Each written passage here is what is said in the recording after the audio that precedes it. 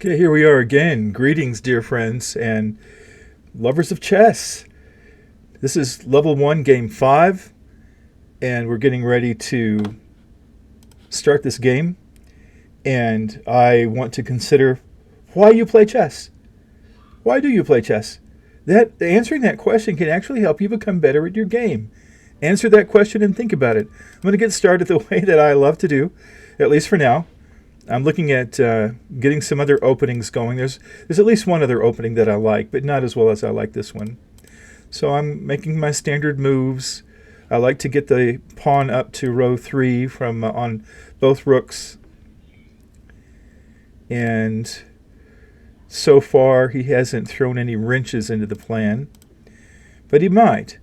And the better the player is that you're working with, the more likely that you're going to get something cause. Now he's got his bishop on this row threatening my knight, and I think I'll go ahead and just put my knight right there so that if he does take it, it doesn't mess up my pawn row. I would much rather take it with my... Well, now he's changed it. Great. All right, so now I have this. I can focus on this pawn, which I want to do right now before I castle.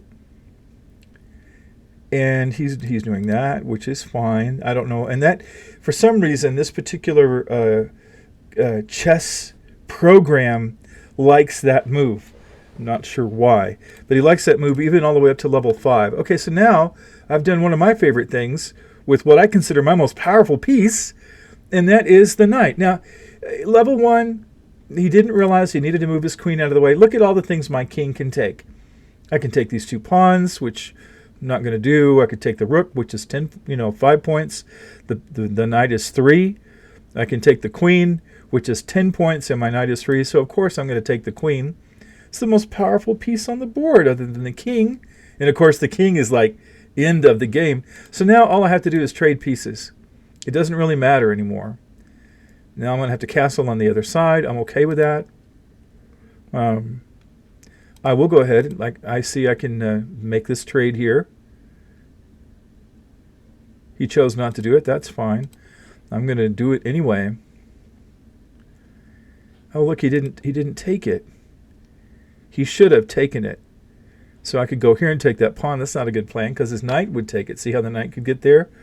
That's no good. That's no good. So the only thing I can do here to save it is go here, which is fine.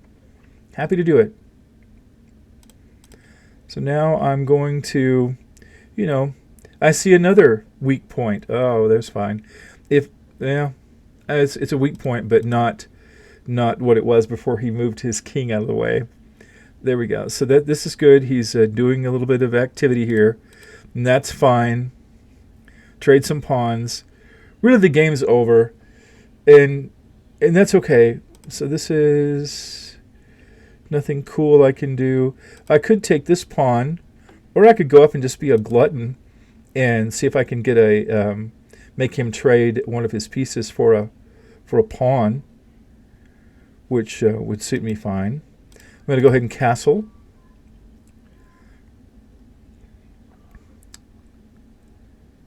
And I'm going to go up because I don't really want to mess up my pawns here, even though there's really nothing he can do.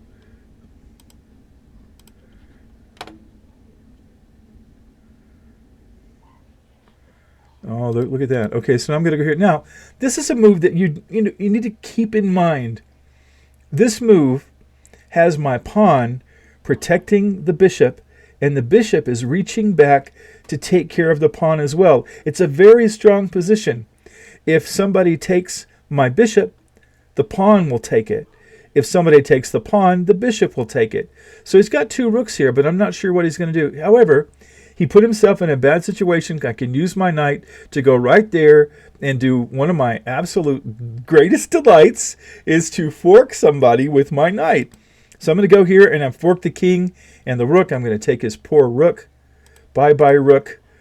I get that. And then I can... What can I do now? I don't know. If he takes this pawn, which he didn't, I can take this pawn. I can go up there and protect that, I suppose.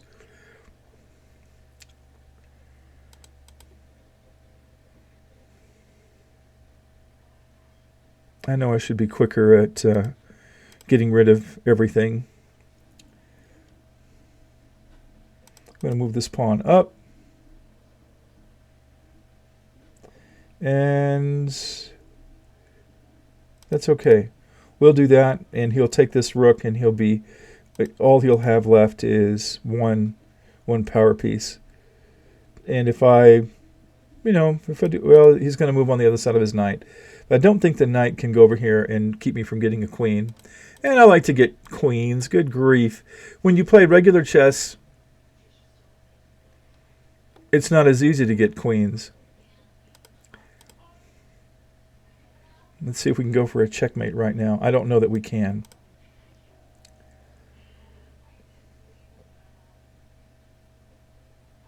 Wow. I guess we're going to go for a checkmate in like 3 or 4 moves. But it's level 1. So I'll tell you this little bit of wisdom. Okay, checkmate. All right, we did it. So the little bit of wisdom is when you play a family member, one of the best things you can do is only win about 1/3 to 1/2 of the games. But you got to be real. You can't be obvious about it. If you're obvious, then they'll quit playing with you. But if you win every game like an absolute incredible chess master, no one will want to play with you. So maybe that seems dishonest. If it seems dishonest to you, then by all means don't do it. But if you think that you can just gently not see everything and let people win about 1/3 to 1/2 of the time, I think you'll be a happy camper when it comes to playing games in this, any holiday season or whatever you do. Let me know in your comments what you think about that, and have a fantastic day. Thanks.